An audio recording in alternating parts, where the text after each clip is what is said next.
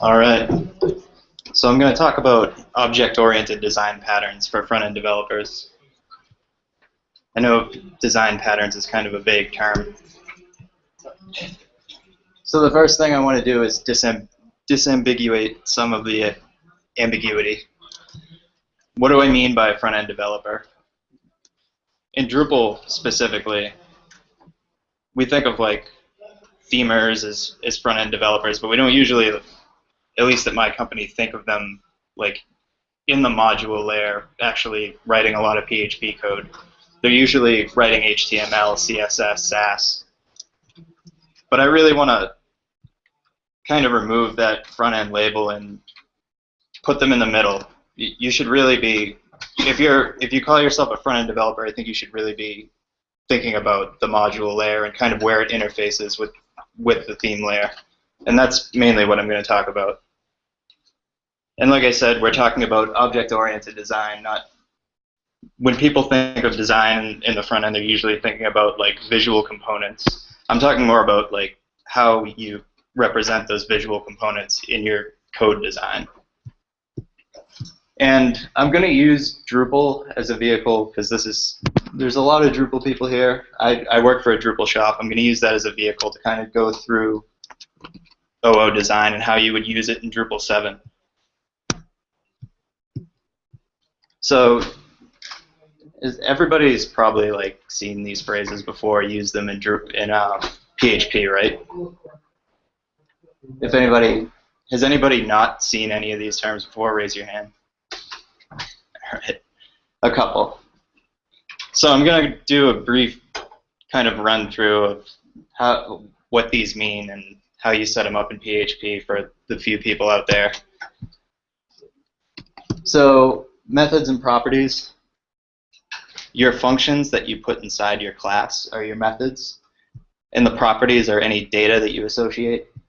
We have these little modifiers for basically how much access you want to give the outside world to your data, and that's kind of the whole idea of grouping your data with your classes is you make sure that only the functions that are supposed to be touching that data touch it. And that's how we create a class and call the method. Pretty simple stuff. Inheritance is just when we take a class that exists and we create a child of that class and override some method in the class, like this print method. I'm going to get through this kind of boring introductory stuff.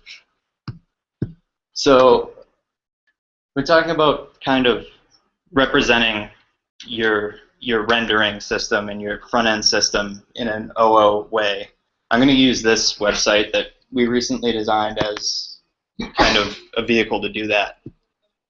It's basically an auction site. You go there.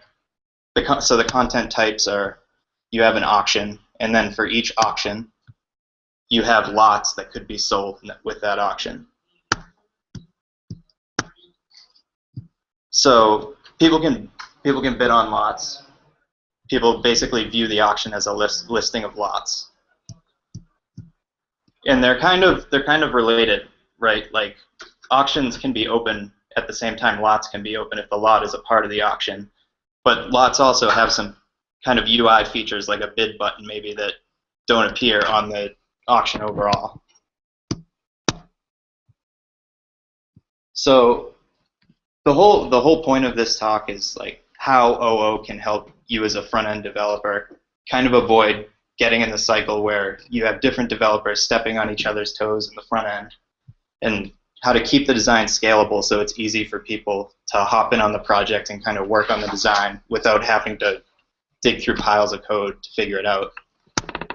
So whenever we have a client, there's always what they think they want at the beginning, and then there's what they end up wanting at the end. And we go through these like iterations of, okay, is this really what you want? No, we keep trying. So we go through one iteration. They want you to add a badge for when the auction is live. We go through another iteration. difficult to see, but at the bottom, we add like kind of a link to go to an external site and view the catalog. And these two things both depend on the auction state, like whether it's a live auction or whether it's not occurring right now. You won't get this badge if it's a live auction, and this link will go somewhere else, depending on what type of auction it is. And then at the same time, for lots, we have teasers too, right?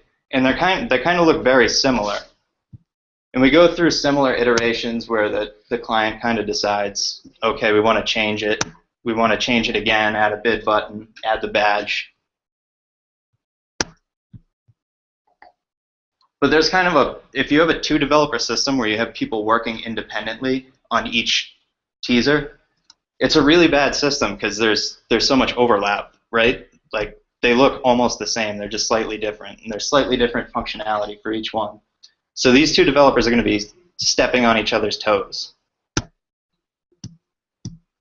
Like the only difference between these two is essentially a rounded corner, but these two people are completely like shut out from each other in their work. So when we get feedback from the client, we have two different developers and two different like responding to the same feedback, like basically replicating each other's work. But we can use object-oriented design to kind of eliminate that getting developers stuck in the same feedback loop. Before I go into like the specific example, I just want to talk about like the idea of an interface. Not so important that like PHP implementation, just like what you're trying to achieve with an interface. And an interface is basically this auction component interface is basically a contract with whoever's implementing it that says you have to implement this function, render auction badge. And there could be other functions in there that they have to implement. So we had two different types of badges there. And each different type of badge creates its own implementation class. But they both kind of agree using that interface that they're gonna provide this function that provides it in the same way, which is really important for any external code so that you don't have different interfaces all over the place. You know it's all uniform where you're accessing that kind of render functionality. And for this specific case of like when we have almost the same teasers but they have slightly different UI components based on like different fields in the node or what have you, we want to build some type of abstraction so that both the developers aren't duplicating each other's work and they're not both kind of working on those badges if they're both working on different lots.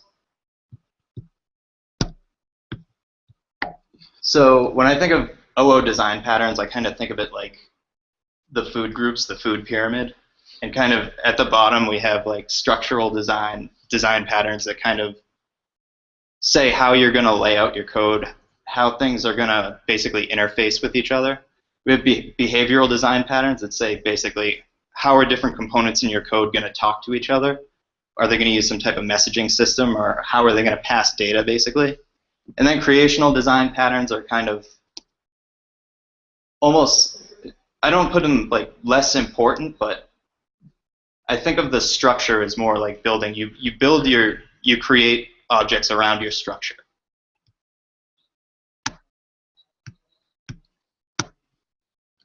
So to solve the specific example I gave of lot teasers, like how do we change small pieces of the lot teaser UI based on whether the auction is live or past or what type of auction it is? We're going to use this facade design pattern, which it's really like a catch-all for basically any object that you kind of aggregate different, more complex objects underneath it and provide a simplified uniform interface to the whole system.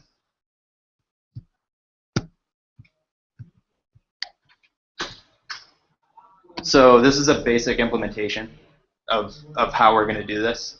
We create an auction state facade that kind of says how we're going to do how we're going to capture auction state instead of like trying to compute auction state independently in the two different render functions. And this is gonna have this calculate state, which based on whatever data, when you create this, you're gonna pass in the node. The node could be either an auction or it could be a lot. And those different nodes have different fields that basically change the state. The actual state doesn't matter. It's the idea that that complex data can be captured in a single state very easily using this pattern. So this makes a really much better workflow for your developers, because now these people aren't stepping on each other's feet. You have one person or one role rather, that's controlling how the state code functions. And they've provided an interface for the people actually doing the implementation. So the people actually doing the implementation of the UI components don't have to worry about the complexities of how state is computed.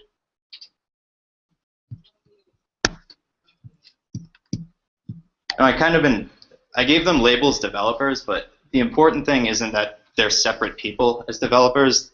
The important thing is that there are 3 different roles.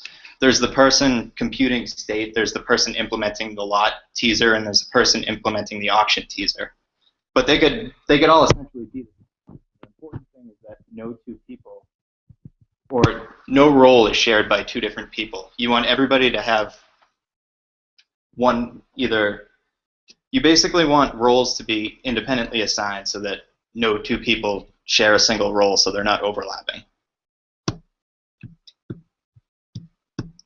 Also, and this is like almost exactly a real case from the site we built. It makes using these kind of like catch-all facades that capture state, like a lot of different information in one single state. It's really easy to test that, because you can group all the parameters that would go into computing that state in one single object, and then I can set a parameter. I can add that. So one thing we did for actually testing this is there's a lot of complex logic that determines auction state based on the current date. But using this, you can set the current date for that auction to test it really easily. You can just set the date to yesterday, and everything on your page will show up as if it were yesterday. It's really easy to kind of verify that things are working correctly.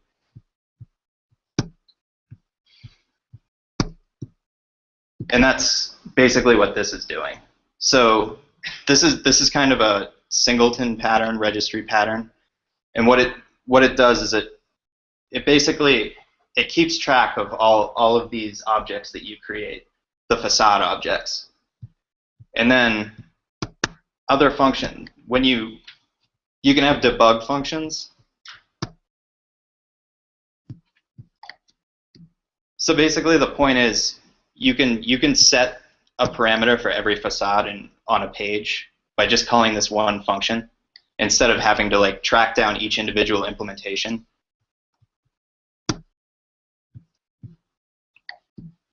And this kind of brings us to the next creational design pattern, which is the singleton. And not a huge fan of putting the singleton all over the place, but it's kind of a very basic creational pattern to start with. It gives you, instead of having it's kind of like the global variable of the OO design world.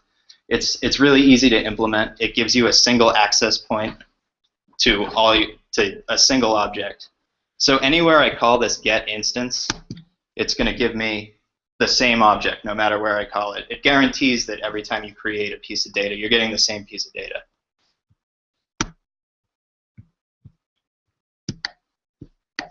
So like I was saying with testing, this is literally almost exact code. It's a little different, but so we have that registry that keeps track of all our objects. And when we load a new node, we create a facade for the state of that node. And then in the render function, it's really easy to just get the state without worrying about how it's being actually figured out. And we can also kind of debug the timestamp. So what that means is like I was saying, you can put in a timestamp for yesterday or whenever you want. And all these render functions will then use that same timestamp to display it. And if you've used Drupal before in the theme layer, you've probably seen this entity metadata wrapper, but you've probably either been annoyed by it or wondered why a lot of the code was so ugly. And it does make for some ugly code sometimes, but it also provides a pretty cool feature. It supports what we call lazy loading, which means, so normally when you load an object, you're loading like all the data that comes with that object, all the fields that might be stored in the database, and there's a lot of database hits there. And if you want to do it another way, you have to come up with this kind of hacked up implementation. You have to either like manually query the database or do something else funky. And what the entity metadata wrapper allows you to do is get rid of that and give it all one interface. So this is an example of loading content with a wrapper and kind of the interface that gives you how you access data from that content. And when you do that, it's not loading all the other fields that come with it. It's just loading basically the node ID that would tell it where to get the fields. And then when you actually go to call that wrapper, the wrapper to get the field value, then it'll go to the database. So anytime you want to just get one field, you're not kind of stuck with all the extra garbage. So kind of in the same idea as the singleton pattern, we want a way to be able to change the type of the object we're implementing without having to like completely go in manually every place you use that object and change the type that it was declared with. And to do that, we use the factory pattern. So think of this like you have an object that represents some UI element. And it provides this interface to render the object. And a lot of times, like we were talking about, clients are always changing kind of how they want things rendered or what they want to display. So in this case, we were asked to only show the bid button based on a permission, whether a user would have permission to that bid button. And this is where the factory pattern is really useful. Like if you just write that where you're manually hard coding the type that you're declaring everywhere, you have to basically grep for everywhere you use that if you want to change the class. So this is an example of a factory pattern that avoids that problem by, if you look down the bottom where you're creating the bid button by calling the component render factory function, you pass in what type of UI element you're creating, and you pass in the node that you're rendering for. And then I'll actually go through like a registry system and look for the class type that should be associated with that UI element.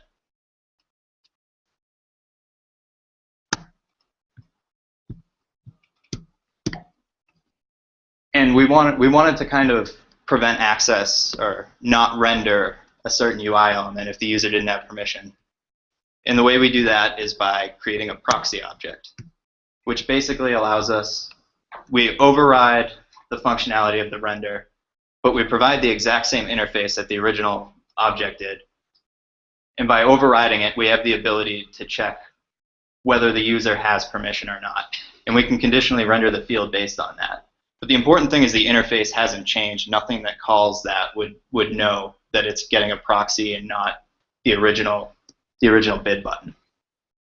And the only thing we have to do, no matter how many places we define this, no matter how many different things are using the bid button across the site and code, we just have to change this one line and it'll use our proxy. And this is actually, for file stream wrappers in Drupal, this is used in a lot of other things.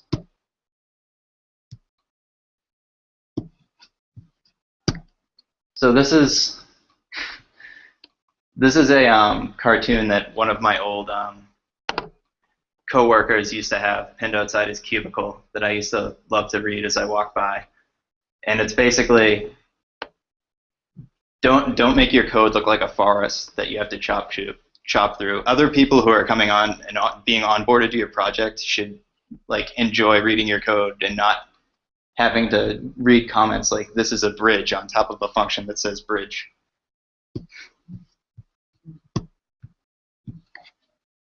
So the main idea of OO is to focus on how things interface together and how you can kind of achieve abstraction without basically letting people work independently on what they're best at, and then building the layers between them. And design patterns aren't really an OO thing. We talk about, especially in front-end development, design patterns for visual elements, and in back-end, design patterns are usually talked about in OO for back-end stuff, but really the whole point I want to convey is that we can start kind of bridging the gap, especially for Drupal 8 and where it's going. The whole point of introducing kind of this OO methodology in Drupal 8 is to bring Drupal 8 kind of closer to PHP developers who have worked with like Symfony and other OO libraries before. So these patterns can be reused. It's useful to learn about, not just for the immediate future, but for like on down the road, different projects. These patterns aren't going anywhere. They're still here. And this is my favorite book on design patterns. I think it's kind of the canonical book on design patterns that people refer to.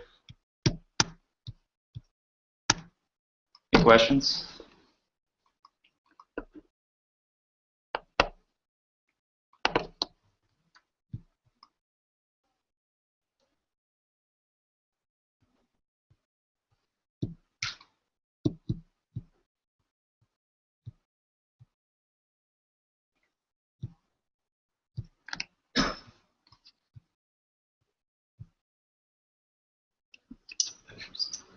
Huh? Just in your experience with working with contributed modules in the community, to what extent do you see people following these methods?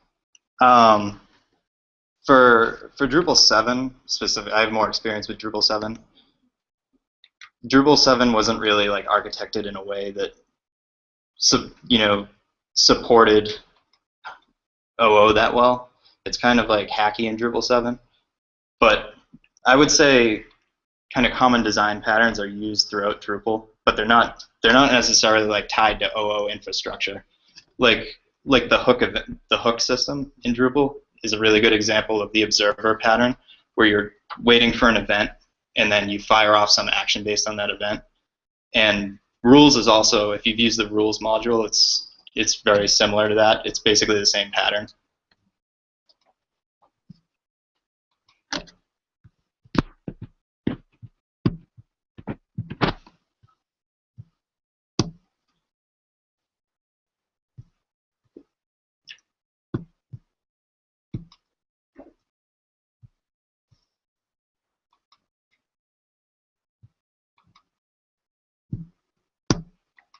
Are there other things on that wiki, pages that you linked that can help them use it?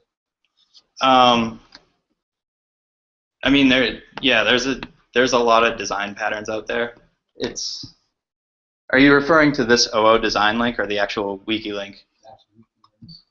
I prefer this site better, actually. I think it has more kind of like organized, but the wiki's kind of good for like once you're like trying to implement a design pattern, like seeing how it's really supposed to be done. I use this as kind of like a catalog of design patterns, and then I go back to the wiki to kind of look at other implementations.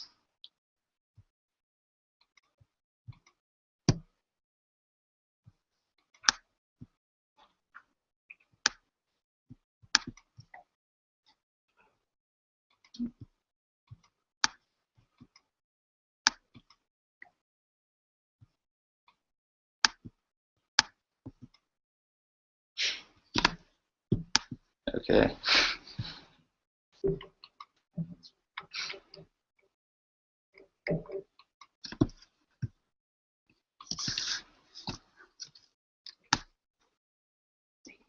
Yep.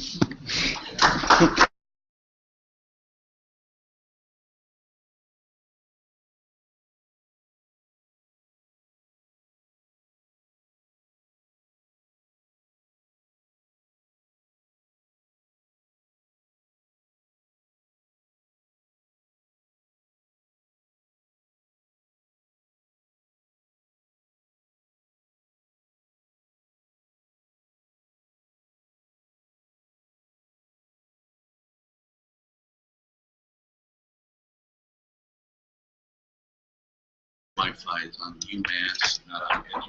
Yep. Because that's been causing problems for a lot of people.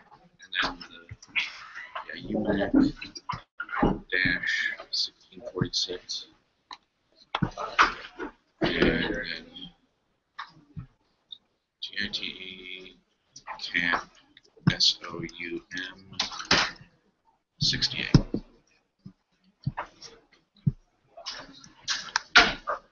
Should work.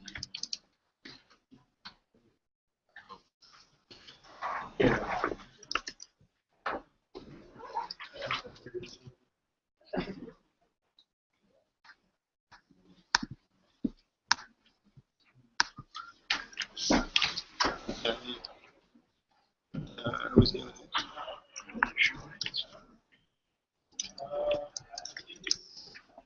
I know people were having issues with it earlier. Yeah. Mine is still up and running. Yeah. That one, I would try that again. Yeah, I've tried it a few times. Yeah. It's not happening.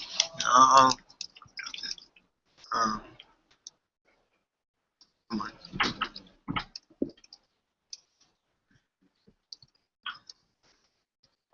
Checking with Julia or Kelly at the registration desk. Might have a better idea. So I know they've been dealing with these problems all day.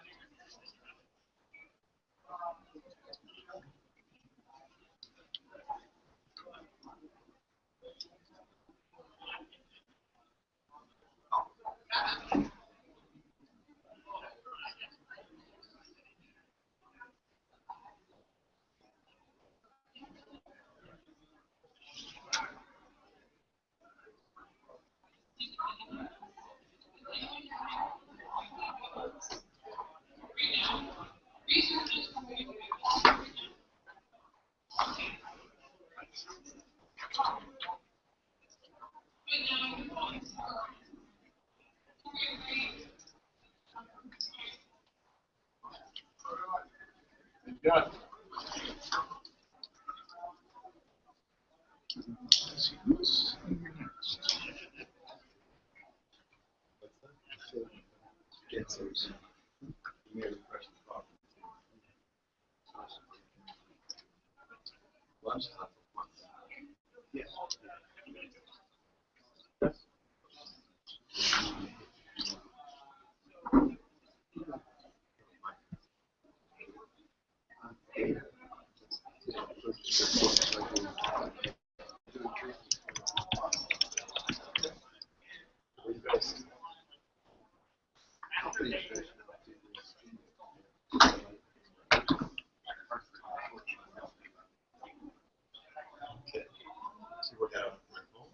I work out of my home. use and then I go.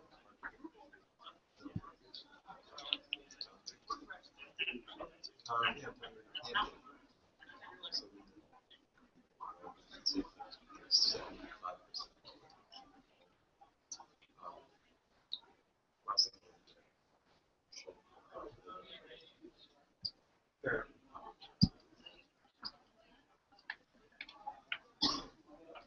Yeah, 0.